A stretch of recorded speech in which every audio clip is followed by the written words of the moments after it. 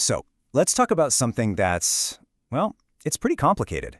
We're diving into the act of leaving a really high-pressure, sometimes damaging situation. It's something that so often gets labeled as failure or weakness. But today, we're going to look at it through a totally different lens, as a disciplined and even ethical choice. Right, let's just get straight to the big question, the one that kind of challenges an assumption we've all been taught. We're always told to stick it out, to persevere, to endure. But what if the strongest, most strategic move you can make is actually to walk away?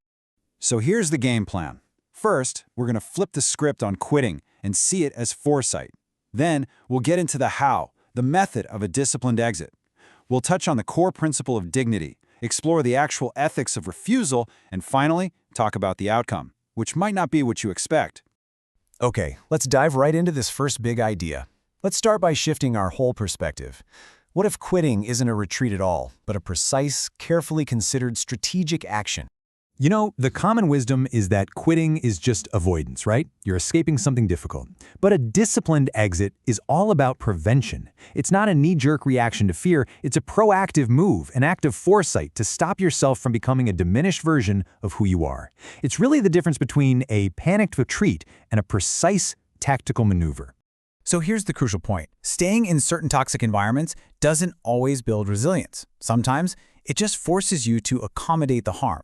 You start to normalize feeling unwell. You start to accept a compromised sense of your own integrity. A disciplined exit, then, is a deliberate choice to prevent that from ever happening. And this quote just nails it. It really solidifies the whole idea. It's not about running away from a problem. It's about preventing a much deeper, more personal kind of damage before it takes root. Okay, so we've got the why, it's prevention. But what about the how? Well, that's where discipline comes in, and drama gets left at the door. This is all about making sure the act of leaving doesn't just create a whole new set of problems for you down the line. And here's what that actually looks like in practice. Notice the themes here. There are no public showdowns, no big emotional ultimatums. The communication is just plain, direct, and factual. It's grounded in reality, almost like a medical diagnosis, instead of a long list of grievances. The whole approach is designed to preserve clarity over chaos. And this is a really critical insight, and honestly, a tough pill to swallow for a lot of us. A disciplined exit means you have to accept that not everyone is going to get it. They might not understand, they might not approve, but the priority isn't getting external validation. It's about a clean departure that doesn't poison your future with a bunch of unnecessary conflict. So what's the internal principle that's really guiding this whole method? It's not about how things look from the outside. It's about protecting something much, much deeper, your own internal coherence. It's so easy to confuse dignity with reputation or, just saving face. But in this context, dignity is all about coherence. It means making sure your actions, even when you're under insane pressure, still line up with your core values. And that's absolutely vital, because that internal consistency becomes the stable foundation you can use to rebuild later. This brings you to a pretty key decision. Do you stay silent, or do you document what happened? Silence often feels easier, right? Less friction. But it can also allow a distorted version of reality to just stand. Documentation, on the other hand, when it's done without drama, is an act of recording reality. It transforms an experience from something you just had to endure into something you've actually named and understood.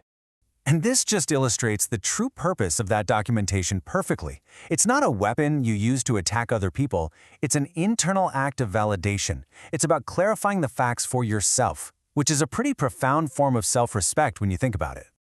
So, this brings us to a really powerful ethical pivot. We're taught our whole lives that endurance is a virtue. But what if, in some situations, staying is actually the less ethical, the less responsible choice you could make? So, when does it cross that line? Well, here are three pretty clear signals that an exit has become an ethical necessity. First, when an environment is actively degrading your health. Second, when it's distorting your purpose, making you forget why you started. And third, when harm becomes normalized. When staying isn't just difficult, it actually requires your complicity. So in these cases, leaving isn't about disloyalty. It's not betrayal. It's something else entirely. It's an act of refusal. A refusal to participate in your own erasure, and a refusal to normalize harm. It's an act of profound integrity. All right, so what happens next? After this disciplined, ethical decision is made, what's the outcome? Well, It's almost never the dramatic release or that big moment of catharsis we see in the movies. It's something much, much quieter. Just this one word, stillness. Think about that. The immediate result isn't a burst of joy or even relief. It's simply the cessation of the thing that was causing the harm. The noise just stops. The pressure is finally gone. And that stillness is everything.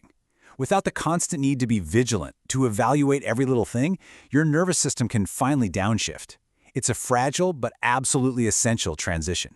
You're finally moving out of pure damage control mode and creating the quiet space where actual reconstruction can even begin. And this, right here, is why we so often miss the strength in this act. A quiet, orderly withdrawal, well, it doesn't offer a spectacle. Our culture is built on these big stories of dramatic breakdowns followed by triumphant recoveries.